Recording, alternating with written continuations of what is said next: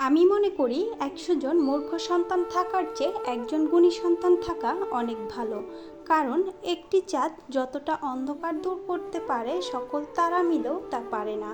সন্তানকে সঠিকভাবে লালন পালন করা উচিত, কারণ তারাই সেই পদচিহ্ন যা আমরা মৃত্যুর পর এই পৃথিবীতে রেখে যাব। সন্তান হচ্ছে সৃষ্টিকর্তার দেওয়া শ্রেষ্ঠ উপহার।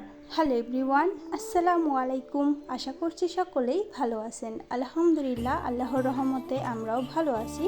প্রতিদিনের মতন আজকেও নতুন একটা দিন ছেলেকে গোসল করিয়ে দিচ্ছি। তাকে গোসল করে দুপুরবেলায় ঘুম পাড়িয়ে দিয়েছি। আজকে সকাল থেকে কোনো ভিডিও করা হয়নি। ছেলেটা যখন ঘুমাচ্ছিল রান্নাঘরে গিয়ে দুপুরের রান্নাটা করে নিচ্ছিলাম। আজকে আমার হাজবেন্ড বাসায় নেই, দুইটা বাচ্চা নিয়ে আজকে আমি একাই রয়েছি। সকালবেলা ছেলেটা ঘুম থেকে উঠেছিল, অনেকটা সময় তার সাথে কাটিয়েছি। এখন তাকে গোসল করে যেহেতু ঘুম পাড়িয়ে দিয়েছি, সে এখন অনেকটা সময় ঘুমাবে।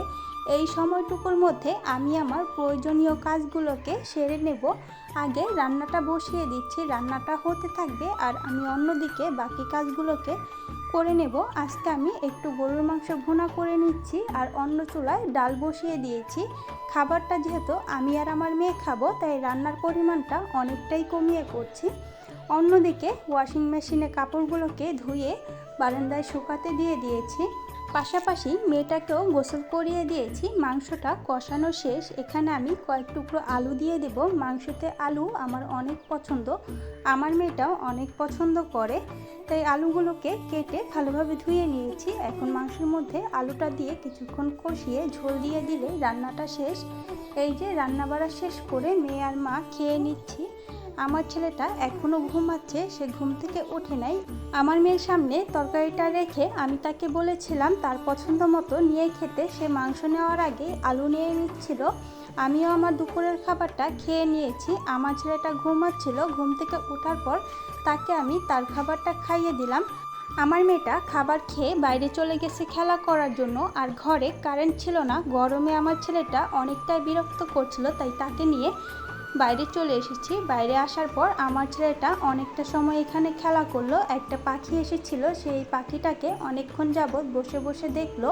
পাখিটাকে নিয়ে বাচ্চাটা যখন চলে গেছে, সে তার হাঁটাহাঁটি শুরু করে দিল। সে এক রাস্তা থেকে আরেক রাস্তা শুধু হেঁটেই যাচ্ছিল। আমিও তাকে হাঁটতে দিয়েছি, একটুও কোলে নিয়ে নিই। সে হাঁটছিল আর আমি তার পিছন পিছন হাঁটছিলাম, যেন সে পড়ে ব্যথা না পায়। সে একবারও পড়ে নাই, সে রাস্তা দিয়ে শুধু হেঁটেই যাচ্ছিল। তারপর বাচ্চাটা পাখিটাকে নিয়ে আবারও আসলো। সে তো আবার পাখিটাকে দেখে অনেক খুশি, বাচ্চাটার কাছে আবার চলে যাচ্ছিল। কিন্তু আমার ভয় হচ্ছিল, মনে হচ্ছিল পাখিটা যদি তাকে ঠুকুর দিয়ে দেয়। কিন্তু বাচ্চাটা বলছিল পাখিটা একটুও ঠুকুর দেয় না। তারপরও আমি তাকে দূর থেকেই দেখতে দিচ্ছিলাম, পাখিটার কাছে যেতে দিচ্ছিলাম না। অনেকটা সময় পাখিটাকে দেখে নিল, দেখার জন্য বারবার রাস্তায় বসে পড়ছিল। আমি তাকে ধমক দিচ্ছিলাম, কিন্তু সে আমার কথা একদমই শুনছিল না। রাস্তায় ময়লার মধ্যেই বসেছিল পাখিটাকে আদর করার জন্য। পাখিটার ওখান থেকে যখন তাকে আমি নিয়ে আসলাম, এখানে এসে সে একটা বিড়াল দেখে আবারও রাস্তায় বসে পড়লো। সে বিড়াল অনেক পছন্দ করে, আমার মেয়েটাও বিড়াল অনেক পছন্দ করে।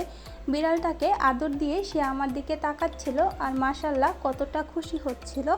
এই বিড়ালটা আমাদের এই বাসার নিচে সবসময়ই থাকে। বিড়ালটা অনেক ভালো।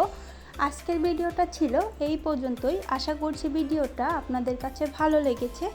ভিডিওটা যদি ভালো লেগে থাকে ভিডিওতে একটি লাইক দিয়ে দিবেন, আর আমার চ্যানেলে নতুন হয়ে থাকলে চ্যানেলটিকে সাবস্ক্রাইব করে দিবেন।